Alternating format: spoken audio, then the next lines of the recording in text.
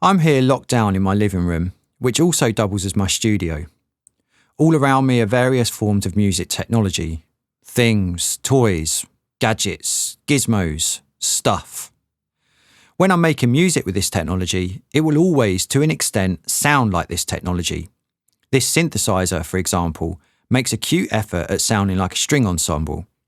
In reality, though, it sounds nothing like a string ensemble. It sounds like this synthesizer, and consequently imposes a sonic thumbprint wherever it is deployed. This sonic thumbprint might also impress upon me as the composer, so the sound of this synthesizer goes some way to shaping my creative vision. Technology, therefore, enacts some agency in determining how recorded music sounds and feels. And technology wields an influence in other ways too. Once I've finished the track, I might elect to upload it to SoundCloud or YouTube or Bandcamp. These technologies play an important role in the circulation of music today, especially for the kind of independent music subcultures I'll be looking at in this paper. So music seems to offer an excellent means by which to analyse the developments we've experienced at a time when technology has become a ubiquitous part of our lives, a paradigm no doubt pushed beyond critical mass in the post-lockdown world. For cultural theorist David Bell, among the many stories embedded in music are stories about science and technology. Music, in many ways, soundtracks our evolving technological world. So what kind of things is music saying about technology?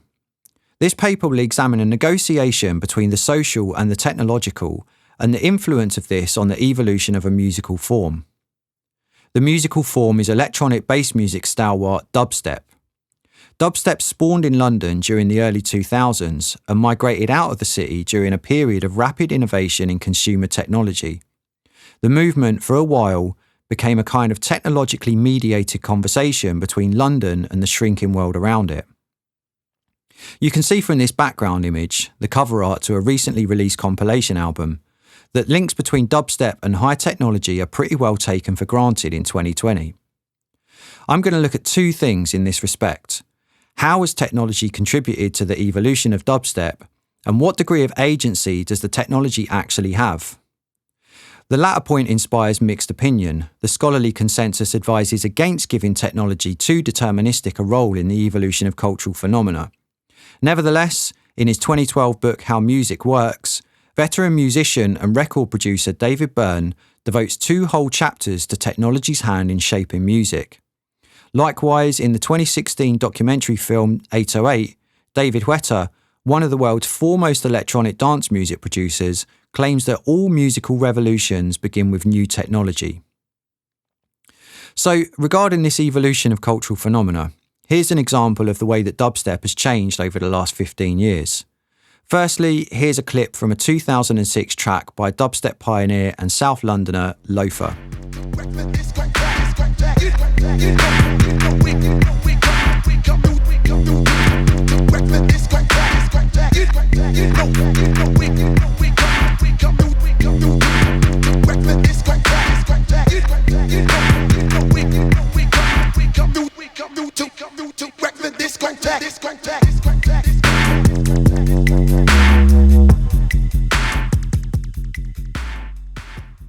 And here's a clip from a 2018 track by the US-based dubstep whiz kid Moonboy.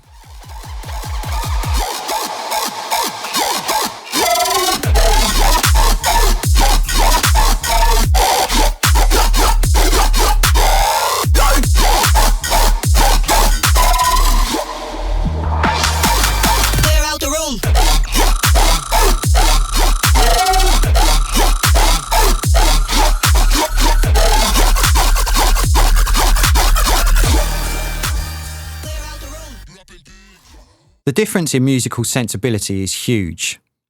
These are, of course, select examples. Dubstep has always had a lot of variance in its musical output.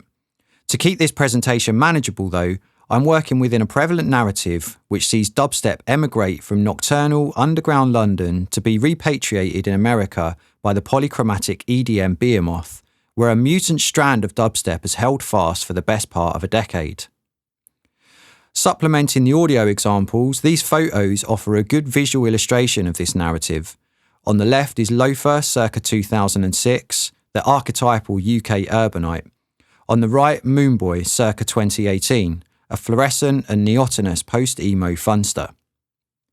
This particular evolutionary arc in dubstep has run parallel to change in available technologies. This table shows some of the technological differences between 2006 and today. While some elements of the 2006 column have endured, other elements have evolved or been substituted entirely. Notice that I've highlighted some non-technological factors from 2006 and their technological competitors today. These are especially important to my narrative, so I'm going to take a closer look at these, along with the other items in bold in the work of Moonboy.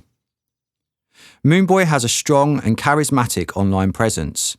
Between July 2017 and May 2020, he uploaded 118 videos to his YouTube channel, which is where I'm going to focus my attention, looking at his tutorial-style videos specifically. These videos offer an over-the-shoulder view of Moonboy creating a track often inspired by the work of a well-established dubstep producer and typically accompanied by a rather vague, though highly enthusiastic commentary. Here's a clip from the 2018 video, Let's Make Riddim, Borgore and Sudden Death. So it just needs to be like wop, wop, wop. But not so long, if that makes sense. So it needs to be like one.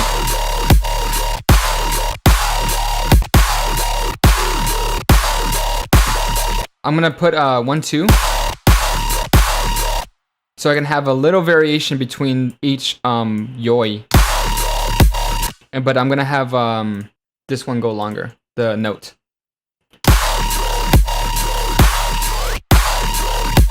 Okay, and then I'm gonna have this mess with the volume.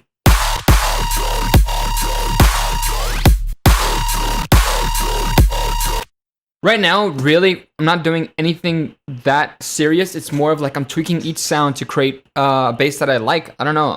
I'm just like going by ear, really.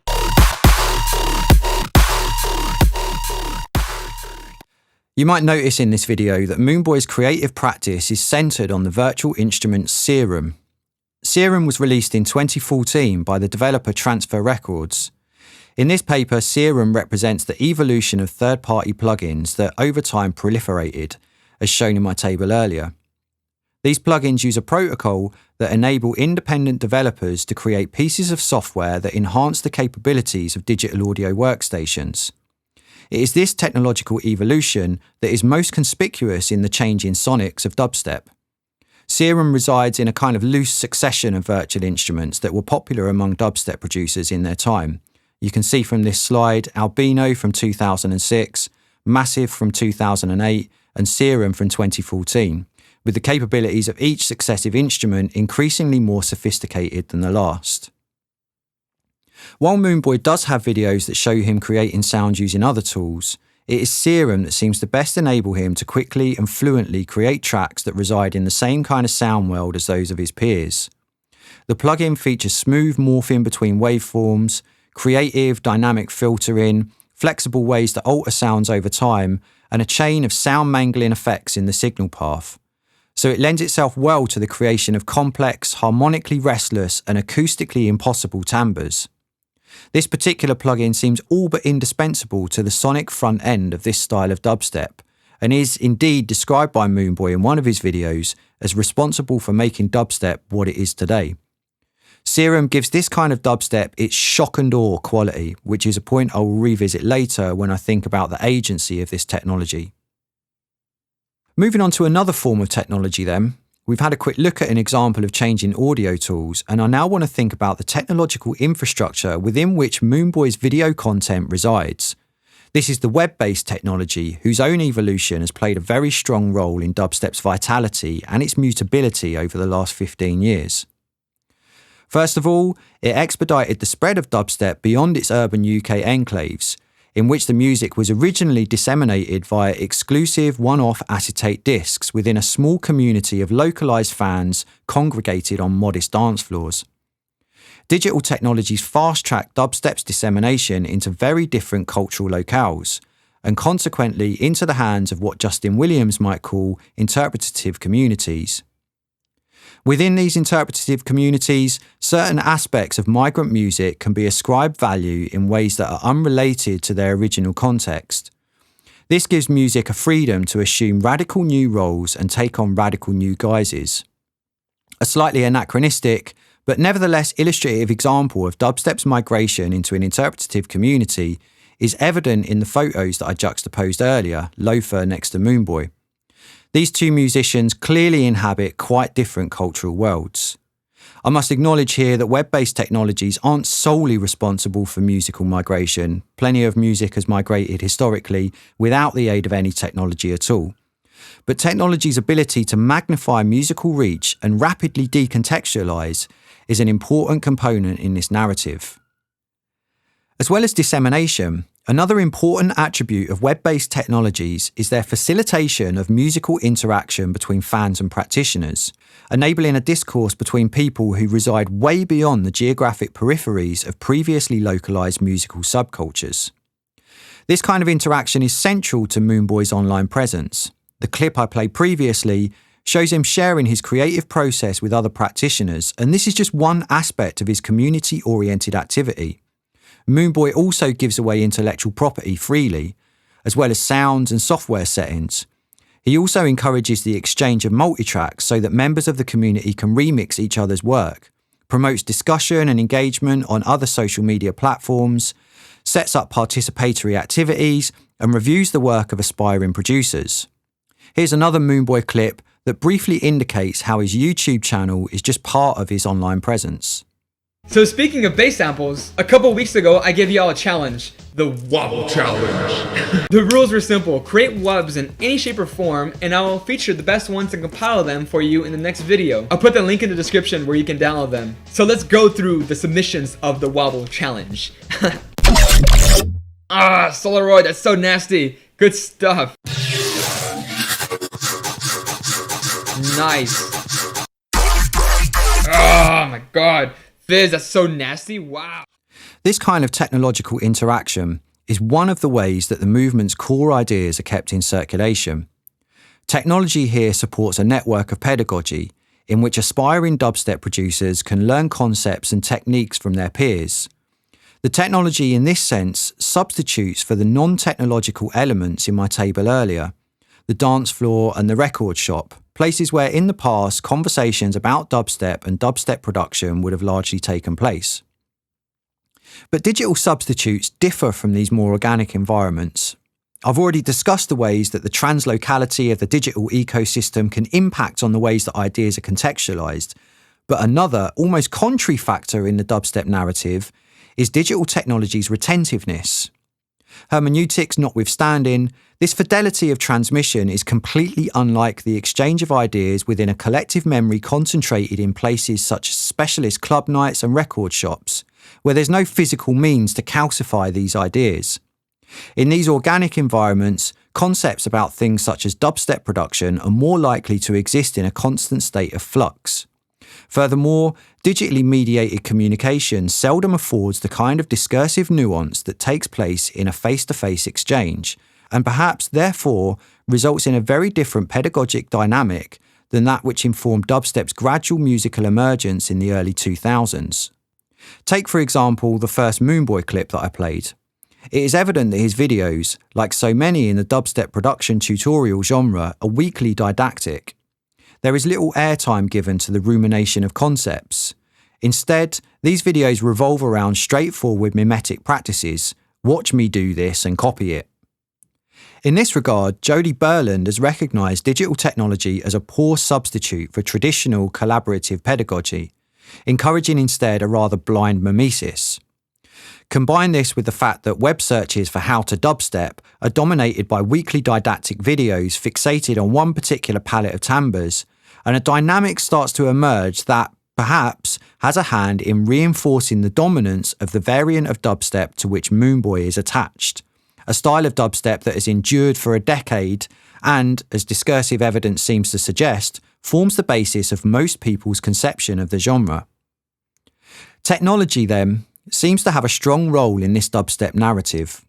It has expedited the music's migration into interpretative communities, given practitioners the means to create mind-boggling new timbres, and more recently played a part in the reification of musical codes of practice. All of this can be found reflected in the stylistic properties of the music in circulation. But just how deterministic is the technology?